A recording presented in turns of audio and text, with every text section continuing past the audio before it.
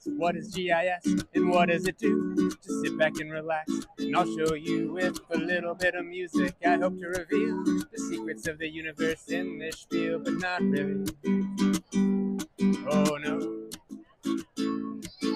Nope, just gonna talk about GIS.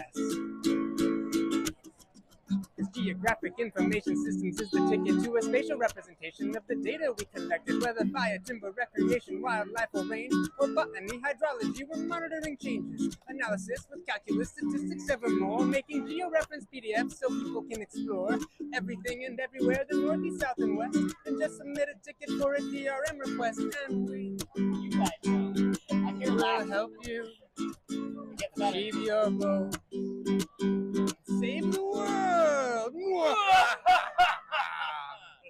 Because we're using GIS and we're making some maps. We navigate the T-drive with multiple file paths, the geodatabases and feature classes. Always keep in mind those best management practices, like using Citrix, use file close, or file exit, I suppose. But whatever you do, don't you hit the red X, because that'll cause problems and we'll all be stressed out.